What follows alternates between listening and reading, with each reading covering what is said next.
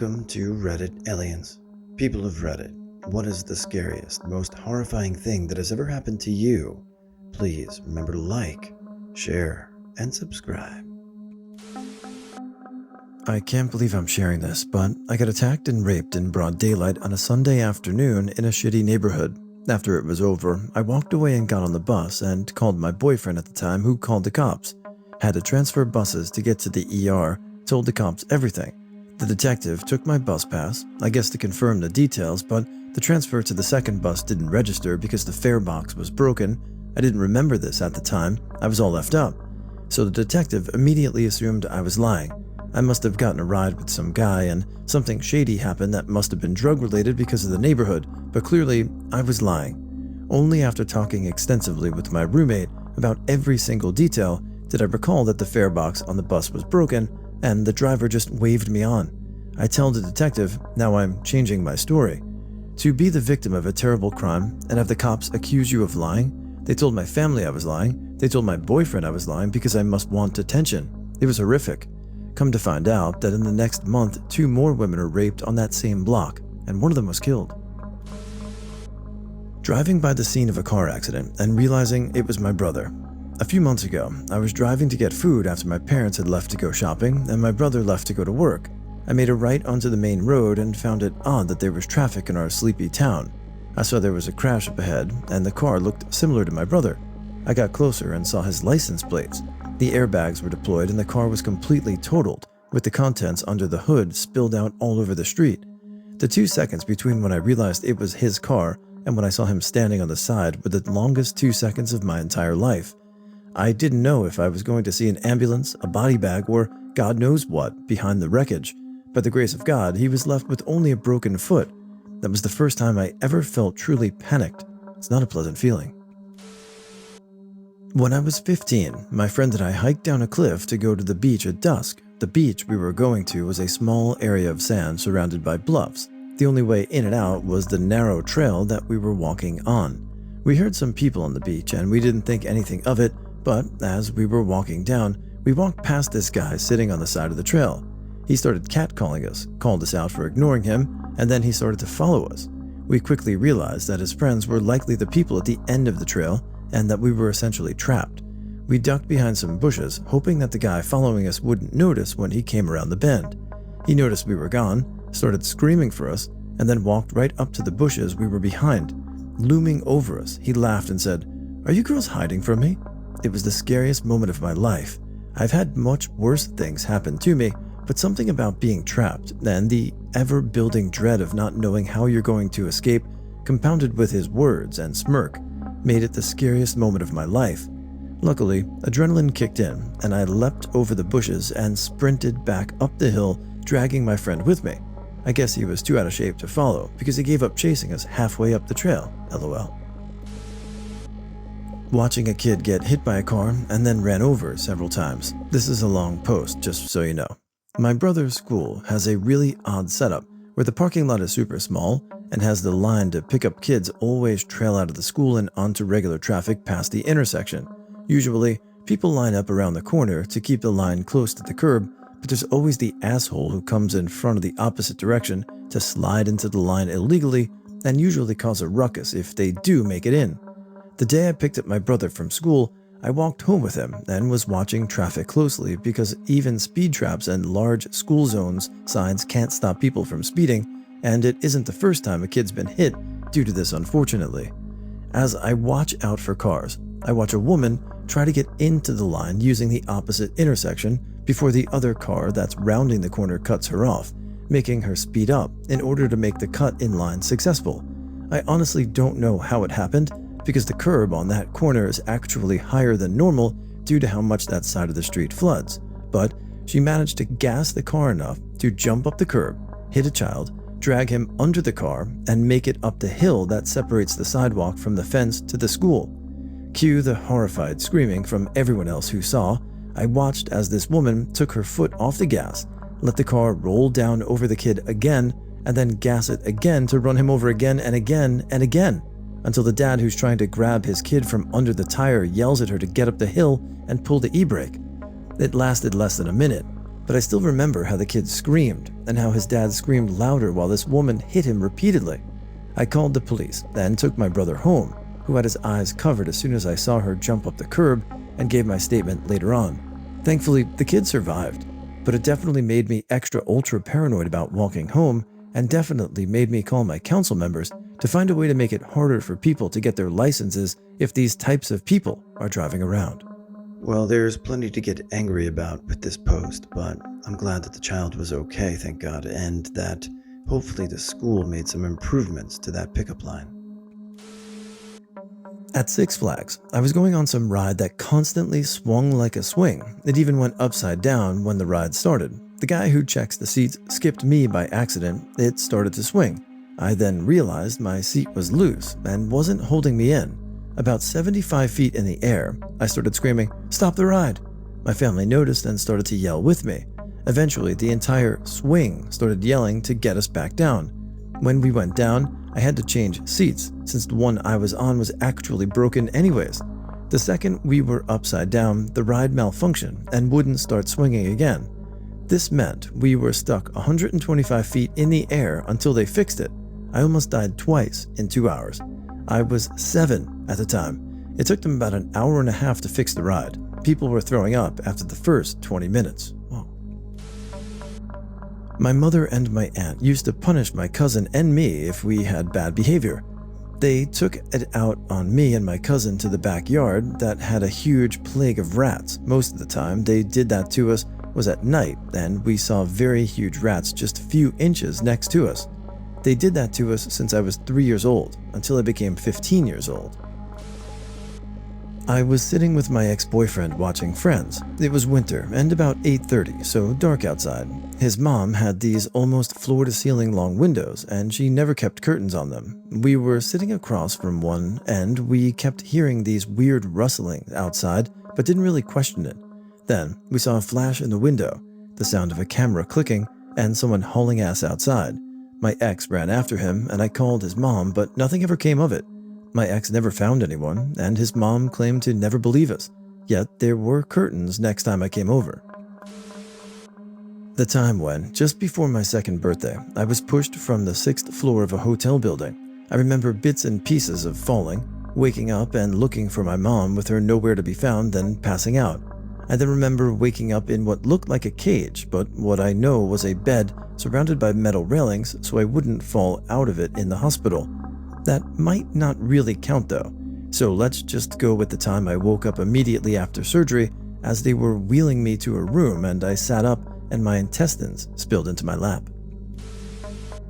Back in December, my dog was due to be put down. I was in the car on the way to the vet with my mom, my uncle, and my sister. I was trying to phone my dad, but he wouldn't pick up for a minute or so. Eventually, he did. That's when it started. My heart rate was already high, but it went through the roof at that point. I then started hyperventilating, and I could feel a really bizarre sensation in my chest. It was like someone was grabbing my chest and was squeezing it really tight. My hands and fingers went completely numb, and I started shaking uncontrollably. This all happened in the space of maybe 5 seconds. I was trying to tell my dad what was about to happen, but I couldn't speak because my breathing was so fast and I couldn't process words. Want to know the weird thing? He told me to slow down and take a deep breath, so I did. And it stopped. My heart rate slowed, my breathing slowed, and I could feel my fingers again. It took me a few days to figure out that I was having my first ever panic attack. I was 14 years old and alone at home when all of a sudden I got this blinding pain in my side. I was absolutely doubled over and ended up throwing up because of the pain. I ended up calling my mom, but she didn't answer her phone, so I had to wait for her to return. But when she got home, she thought I was just faking the pain, being that bad, and refused to take me to the ER. I ended up having to absolutely plead with tears in my eyes after a couple of days of being in absolute pain for her to take me. It ended up being a massive kidney stone that I passed. When I was 12, we had a home invasion. It was like 9 p.m. I was in bed when I heard hard pounding on the door. I had walked out of my room and saw my kitten at the time jumping at least 10 feet in the air from the pounding before the door swung open and 4 masked men with guns came in. I ran and hid under my bed, so when they checked my room they didn't see me, but went straight to my little brother's room. Kid sleeps like the dead, so he had no idea what was going on. I ran into his room to get him. He was still asleep, but I'll never forget seeing one of the masked men holding a pipe over his head. He was about to swing. I jumped in between him and my sleeping brother, woke him up and covered his eyes so he didn't see what was happening. Then they had all of us in the living room holding guns to our heads, yelling about weed. They had the wrong house. My mom finally convinced them that if they were going to kill her and my stepdad, to please let her kids go to another room. Surprisingly, they agreed. It was while I was crawling to their master bedroom closet, I saw the phone lying on the floor and was able to call 911. They were gone by the time the cops got there. It's been 16 years since that happened, and I still panic if anything sketchy happens at home. A moment that will always stick with me. The one thing that always bothered me the most about that whole situation was that a neighbor across the street had seen the men turn their car off, get out, and push it up our driveway so we wouldn't hear them. He had shouted at them, and apparently they shot at him, and yet he never called the cops, only told them what happened after we had called them. That is an absolutely wild story. I'm really happy to hear that your family's okay, and I hope you guys got some type of therapy or something. Until I was about 8 or 9, my mom had a boyfriend. He was a beefcake meth head that used to beat the living shit out of me for no reason, and if my mom said anything, he would beat the shit out of her. I remember one day when she was at work, I accidentally hurt his son with one of those metal model car things, and he pinned me down and punched me so effing hard and repeatedly in the face. I don't really know how I stayed awake through it. When he realized how bad he effed my face up, he kind of panicked throughout the room, throwing shit, and then for a split second felt remorseful and tried to help me. Yeah, a split second. He grabbed me by my hair and my arm and threw me in a closet, locked it, and then shut the lights off. I cried for hours. Eventually, my mom came home and was looking for me. He completely forgot or tried to play it off like he knew nothing. When she found me, she was completely shocked, and we tried to pack up and leave. So much happening so fast. One, we tried to leave. He beat my mom for what felt like all of eternity while us kids watched. And then, when he took a break to smoke, my mom sprung off the floor like nothing and took off out of the house with phone screaming for help. He followed with a kitchen knife. This, right here. When the door opened and he came back, I can't even begin to tell you guys how I felt. He was running through the house rampant, looking to see if my mom came back. He didn't kill her, thank God. Then, my grandfather shows up. He's a scrappy dude, but is at serious weight disadvantage here. The way he tells the story is that he grabbed for the windpipe for his life and was slammed and punched through the whole house and never let go till the kids got out. So yeah. One of the most horrifying things for me was coming home and seeing my mother's home office absolutely destroyed. I'm talking wooden desk snapped in two, television screen smashed, computer broken on the floor, holes in the walls, things ripped off the walls, everything. I still have the pictures. My brother has schizoaffective disorder and was living at home with us. He destroyed the room in one of his rages. Mom and I had just come home and I got out of the house first and saw it. We didn't know where he was or what state he was in, so we had to leave the house immediately. We slept in the car that night, just waiting for him to come back. That knowledge that we didn't have any way to stop him or help him, and just still don't, is one of the most terrifying things. I was driving home and swerved to avoid some road debris and lost control of the car. Worst thing was, it was a convertible, so I had the top down and I can literally see in full view my car approaching a wall at around 70 miles per hour. Last thoughts were, man, this is gonna suck. And, man, my last moments are going to be with Ira Glass and This American Life. Went swimming as a 10 to 11-year-old out to sea with my sister and dad. Huge waves started appearing before one pulled me under, hit my head on the seafloor, and was knocked out underwater. Was washed up on the beach, got oxygen from the lifeguard and everything, but I was fine. Still very scary though. I am a volunteer firefighter, and we came to a crash on the highway. A transporter was pushed by a semi under the trailer of another semi. The driver was smashed in the car and had open broken bones on his feet. We tried to get him out, but after an hour we had to do CPR while he was on a spinal board, and still his feet were trapped in the car. I was not directed by the person, but I remember the moment the medical staff packed their stuff because I knew he was dead. It creeped me out that I saw him blink shortly before he was dead. The time I had the worst paranormal experience in my life. I was in my house, home alone, watching my dog in the summer of 2018. My house is extremely haunted, and there was always activity. I was pretty hungry, so I went into the basement to get chicken out of the freezer. All of a sudden, from behind me, I hear my voice of a little girl behind me say, "I found you." I looked behind me, and there is this tall, hunched-over black figure just coming towards me as I sprinted up the stairs and into my room, and I locked my door. I hear these loud footsteps coming up the basement stairs, and they were loud. It felt like the whole house was shaking. It eventually made it to my door. Then my door opened all the way, and I could hear all the doors in my house opening and closing for at least a minute. Then it suddenly stopped.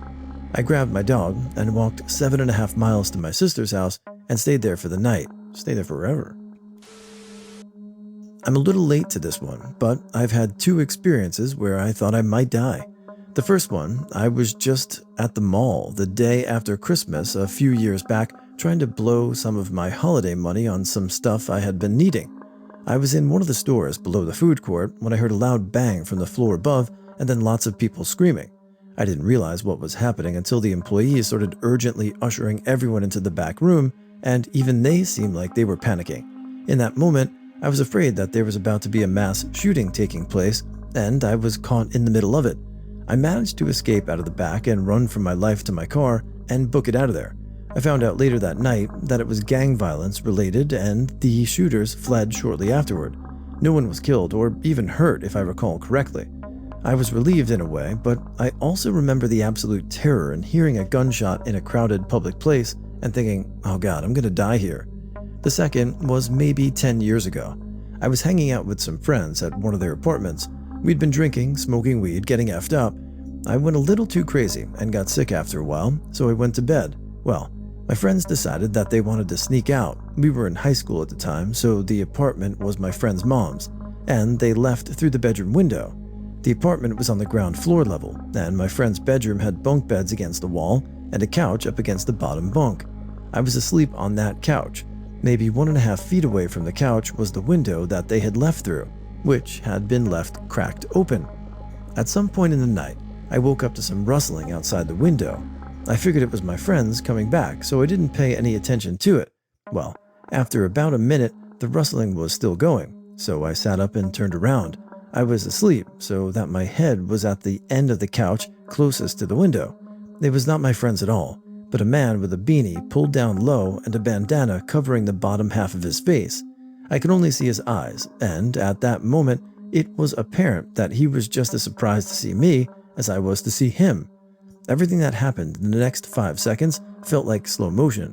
We made eye contact, and he quickly reached into his pocket and pulled something out and pointed it at me.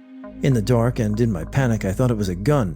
I screamed bloody murder. I still have no idea how this didn't wake up my friend's mom, and tried to get up and run away. As it turns out, what he was pointing at me was mace, and he let it rip and then ran like hell out of there. Now, if you've never been maced, I strongly recommend that you don't. He had gotten me right in the face, and let me tell you, that shit burns, especially in your eyes. I called my friend. Everyone came back to the apartment, and they all concluded that we should wake up her mom to tell her, but leave out the part where I was the only one home, and that at least 20 minutes had passed since I got maced. They didn't want to get in trouble. I was pissed about that, but I was outnumbered. Cops were called, but since they were given a fake story by my friends, they all concluded that we all had shared the same nightmare, even though it was very apparent that something had happened to my face. I stopped hanging out with them after that. Good. That was almost 10 years ago, and I still get nervous sleeping next to windows. Also, pro tip, if you do find yourself maced, soak with a washcloth in milk and lay it over the affected area. It helps soothe the burn, and don't use water. Well, the best part about this story, besides you being okay, is that you separated yourself from that group of people. Good for you. You deserve better. A couple of months ago, I was driving to work at around 5:45 in the morning. It's still dark outside, and I'm driving on a back road to my job, as is the easiest and safest way to get there. I obviously have my headlights on, and every once in a while, a single car will pass by me. Anyways, right after one of the few cars I saw that morning passes my car, going the opposite direction, I see an extremely tall and pale white humanoid figure standing on my side of the road, facing away from the road, with its hand extended like it is pointing at something. Immediately, my heart picks up, and I had the genuine feeling that my entire body lost all of its energy, and I was going to throw up. I hit the brakes as hard as I could, but when I look in my rearview mirror, it's gone. I don't know what I saw that day, but it made me feel genuinely ill, and I still get very nervous driving on that road while it's dark. Also, a couple of months prior, my parents and my boyfriend saw something very similar to me when we were all driving home from a family dinner one night. I wasn't able to see it at the time as I was paying attention to something I was reading and didn't look. Weird part about it was that they said they should have been able to see the figure a couple 100 feet back, as it was the same pale white as what I saw, but they were only able to see it as we were passing it. Can't help but think it wanted me to see it too. When I was around 10 or 11, I got lost in a forest with a few friends. It was a school camp, and my best friend and I decided that we were going to explore the forest, so we invited 3 more friends and went in the forest. My best friend was leading us, and she was just running everywhere, not thinking about finding a way back or being careful. But a guy friend and I were constantly trying to warn her and making sure that we weren't going too deep in the forest. She didn't listen to us, and we eventually got lost.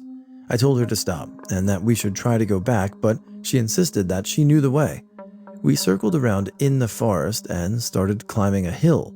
Then we saw a river, and that was the last drop for me. I told her to stop and not go forward, because I knew that if we kept going, we would get even more lost.